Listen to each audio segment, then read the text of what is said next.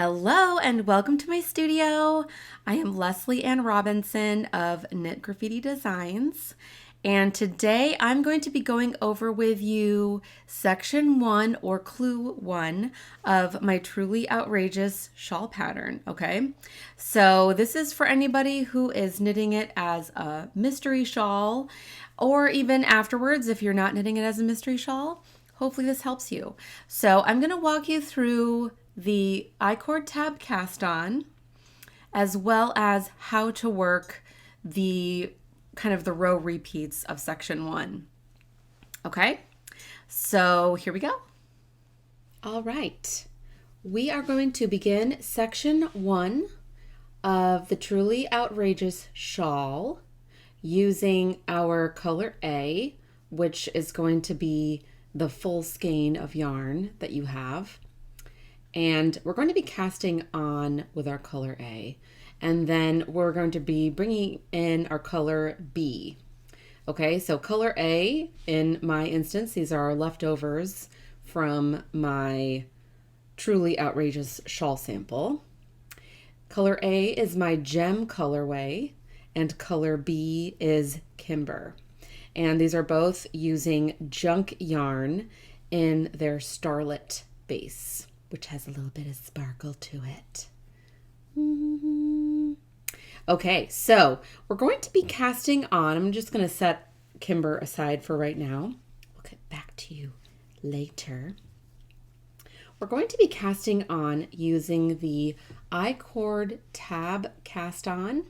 You might be familiar with this. This is a very popular cast on, and it's great, especially if you're going to be continuing an I-cord edge, which this shawl has an I-cord edge. So I'm using circular needles. Okay, I'm just using the circular needles that I would use for the shawl. Your cable length, might be shorter. So when you're casting on, you could use a shorter cable if you want. So you do want to make sure that you have circular needles. I used size US 5 or 3.75 millimeters for my shawl. Use whichever needle size you would use to achieve gauge. Gauge is fairly important for this shawl because the amount of yarn that you use is, I used almost all of my yarn. So just be careful when you're knitting, kind of take a gauge swatch. We're going to start with the I-cord tab cast on. So using the long tail cast on method, we're going to cast on 3 stitches. Okay, so the long tail cast on, you want to start with a tail. So this will be for weaving in later. And then because we're only casting on 3 stitches, I don't need too long of a tail. So you're going to drape your yarn that's attached to your ball, so your working yarn, drape that over your index finger, drape your yarn that has the tail end over your thumb, and grab the yarns together with the rest of your fingers. This is how I make my first stitch. If you want to use a slip knot as your first stitch, that's totally fine. I just like doing this because I feel like it's less bulky. So I'm going to take my needle, so kind of stretch it out like it's a tightrope. Take my needle and I'm going to press down on the top of the yarn and give it a twist away from me. Okay, and that's going to be my first stitch. So I'm going to hold that stitch on there with my right hand, my index finger, and I'm going to face my palm up. So then for the long tail, I'm just going to go under this loop and grab the yarn with my index finger, pull it through the loop. Drop the yarn with my thumb and pull it tight. So now I can let go of that stitch, that first stitch. And I'm going to cast on 1 more stitch. Okay, so I have kind of a long tail, but that's fine. I'd rather have a longer tail than a shorter one. But when you're casting on 3 stitches, I guess it's not as stressful as casting on, 200.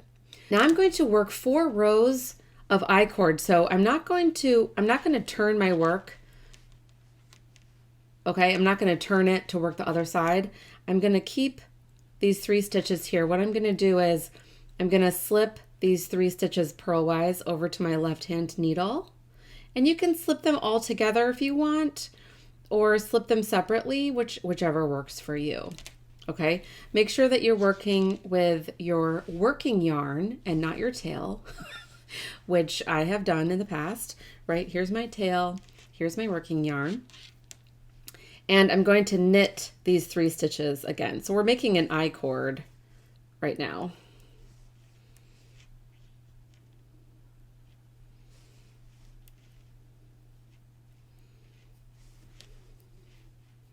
We're going to do that 3 more times. Slip the stitches back, knit 3.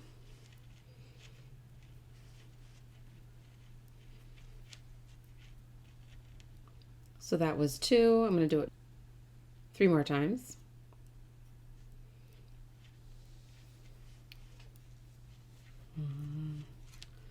Three.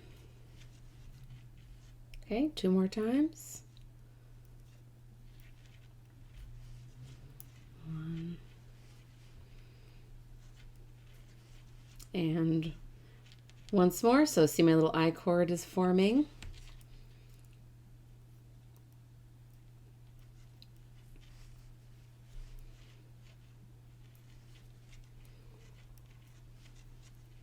Okay, so now what you want is you want to have 5 little I-cord rows, and then you have the cast on stitches.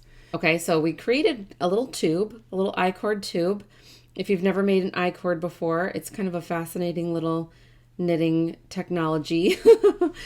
So now we're going to turn the work 90 degrees, okay? So when you're working, you know, you're working like this, and we're going to turn it 90 degrees clockwise. I'm turning my work 90 degrees clockwise. We're going to pick up and knit 3 stitches along the side of the I-cord.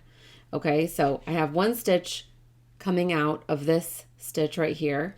So I'm going to put my needle in as if to knit through these stitches. Pick that up. Okay, I'm going to do it the same. You want to make sure you go through both legs of the stitch. 2. And then I'm going to go into this one. 3. Okay, so now I have 2, 4, 6 stitches on my needles. Okay, and now we're going to turn the work another 90 degrees clockwise. Okay, and we're going to pick up and knit 1 stitch into each of the 3 cast on stitches. Okay, so you're going to kind of like finagle it a little bit. So you kind of want to start from the back and go to the front, if that makes sense. So we'll go 1. Okay, I'm going to get my needle and use that. This can be the trickiest part of it. Okay, 2. And what I want is to make sure that this bump right here is in the back and so is not part of the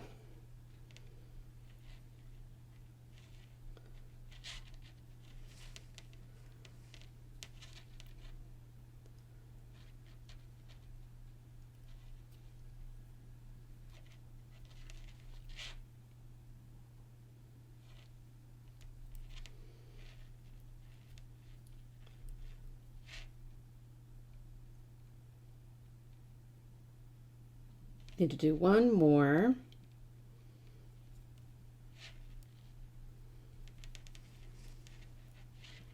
Yeah, use your needle if you need to.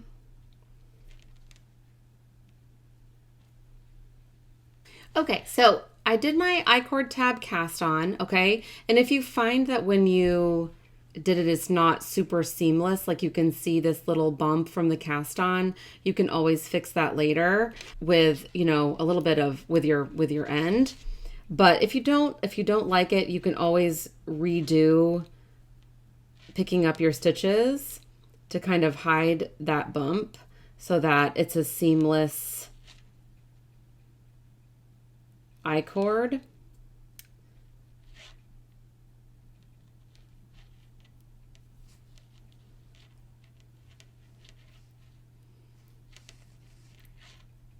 Sometimes it just takes a little bit of finagling. Yeah. Okay, so now we have 9 stitches on our needles. 2, 4, 6, 8, 9. Okay, and 3 of those stitches on either edge. So these first 3 stitches and the last 3 stitches, those are going to be your I-cord edges. Okay, so you're going to have kind of increases on either side of the I-cord as well as in the center. Okay, so now I'm going to begin section 1 or clue 1 if you're knitting this as a mystery. So I am going to turn my work. Okay, so this side where we finished our cast on is going to be our main side. So when I turn my work, I'm going to be on the contrast side. And we're going to just work a contrast side row. This is noted as setup row. And we're going to continue with our color A. And I'm just going to purl to the last 3 stitches. So I'm going to purl to my last 3 stitches.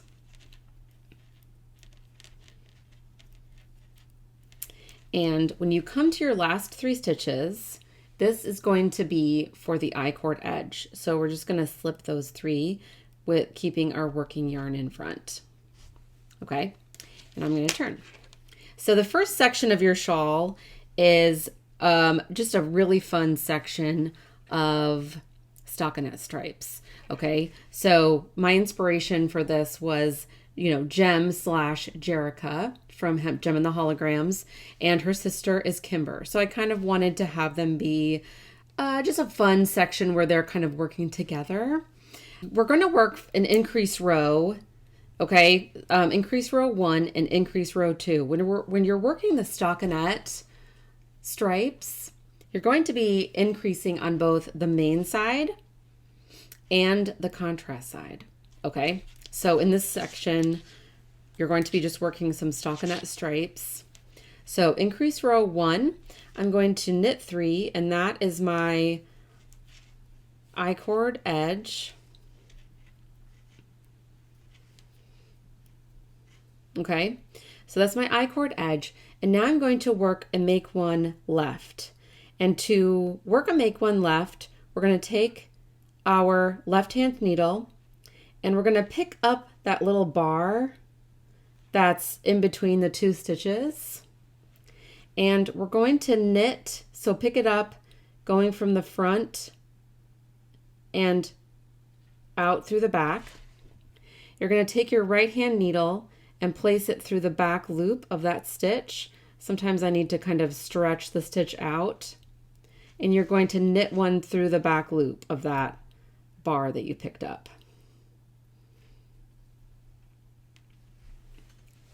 And then we're going to knit one. And then we're going to, so this is going to be the center stitch right here. We're going to make one right. So here's that bar. We're going to pick it up coming from the back of the bar up through the front. Sometimes I need to stretch this out. And we're going to knit through the front leg of that bar. And sometimes it can be really tight, so if you need to stretch it out, and I'm going to knit through the front of that leg. Okay, so I just increased 2 stitches. So I've got my 3 stitches for the I-cord, 3 stitches for the right hand side, and I'm going to place my marker. Okay, so this marker is noting the center stitch. So this is the center stitch right here, which I'm just going to knit. And then I'm going to make one left again.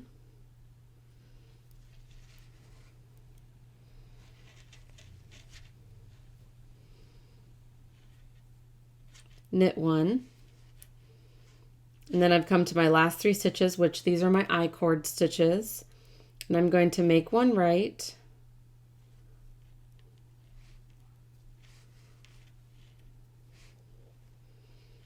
And then I'm going to keep my working yarn in the back and slip these 3 stitches purlwise.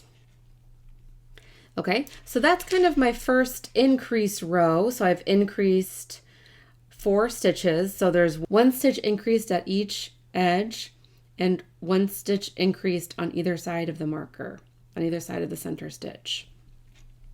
If it helps you, you can definitely add another marker in between the center stitch, whatever's easiest for you. If you want to add markers to the edge, to the I-cord edge here to kind of remind you, that's fine too.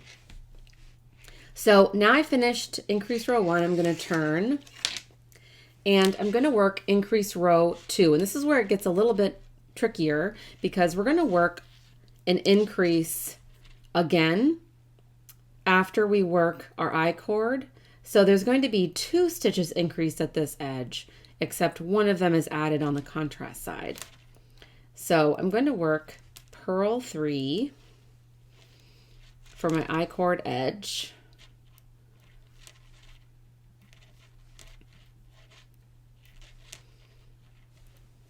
Okay, and then I'm going to make one left purl. So I'm going to make one into this bar. So see this bar right here? Use whichever bar you feel the most comfortable using, but I feel like this bar,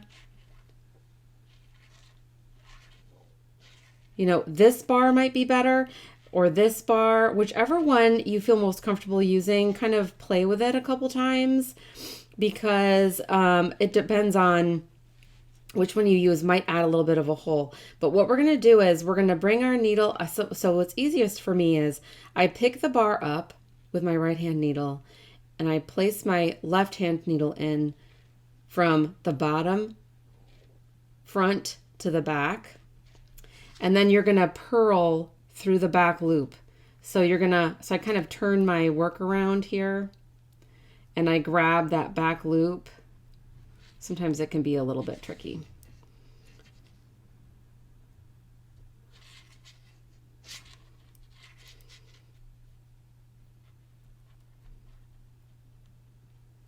So you're going to place your needle purl through the back loop, and you're going to make one. And so it'll look like a make one left slanting on the main side. And then you're just going to purl to the last 3 stitches. Okay, so if it helps you to remember, like putting a marker there at the left edge to remember to add that extra stitch on the contrast side, you could definitely do that. If you find that you forget to add it a few times, you can, with stockinette, it's pretty easy to hide increases. So if you need to increase a few extra stitches to get to the stitch count for the next section, that's totally fine.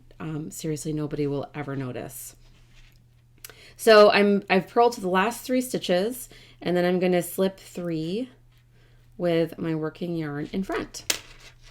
Okay, so working that extra increase on the left side, so kind of think about it like your shawl is divided up, the right edge and then the left edge. That extra stitch is going to make that the left edge have more stitches. The right edge has fewer stitches. So you can see in the pattern, I've noted that, the number of stitches you'll have on your needles, but also you'll have a different stitch count at either edge. So on your left, you'll have 7 stitches, and then you'll have the center stitch, and then you'll have 6 stitches on the right edge. So hopefully that makes sense. And so then with increase row 3, you'll work it exactly like row 1, but you'll just have more stitches. You'll have your 3 I-cord edge stitches, and then you'll just have more stitches in between. So you'll work the make one left, make one right, center stitch, make one left, make one right, etc. And then you'll make one left purl on the contrast side. And you'll just be repeating that while also striping in your color B. Okay? So hopefully that makes sense, and I've taught you all of the techniques you'll need for section 1. Striping in your color B. When I stripe mine in, I just start working with it. I just start working with the yarn. And I'll show you how you can carry your color. So when you're striping this in, you don't have to break your yarn in between each stripe. So when you're working a stripe with your color B, you don't have to break your color A yarn. You can simply carry it up the I-cord edge, and I will show you how to do that. So I'll be right back. Okay, so I pretend like I finished my stripe 1, okay, with my color A, and I'm starting stripe 2 with my color B. Let's just pretend. So I'm going to join my color B. I'm just going to start working with it, and I'm going to leave a tail for weaving in later. And I'm going to work just my increase row on the main side. I'm going to knit 3 for my I-cord edge, and I'm going to make one left.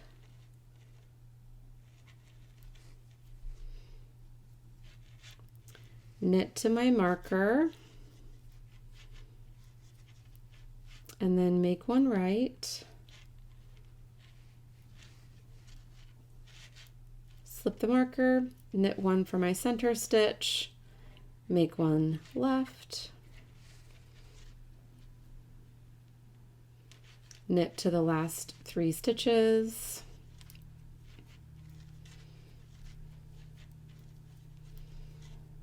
make one right. So what I do is I am going to grab this bar back here and make one right with that. And this will help me keep it so there's not a hole. And then keep my working yarn in the back, and I'm going to slip 3. Okay, so that's kind of how you add your second color. I'm going to work a contrast side row, and then I'll meet you back to show you how to carry your yarn. So if you'll notice, I did not break my color A. So I'll show you a little trick to carry your yarn up the I-cord, because what'll happen is you kind of tuck it behind the I-cord, and then you just don't even see it. Okay, so I'll meet you back. I lost my little synergy earrings. All right, so I worked a contrast side row, so you can kind of see my little stripes starting to happen. And so what I'm going to do is, so this is my little end right here. This is my working yarn for color A. What I'm going to do is I'm going to bring, so I'm showing you kind of the contrast side of my yarn. I'm going to bring my color A up, and I'm going to bring it, kind of wrap it around my color B like this. Okay. So what that'll do is kind of keep it loose.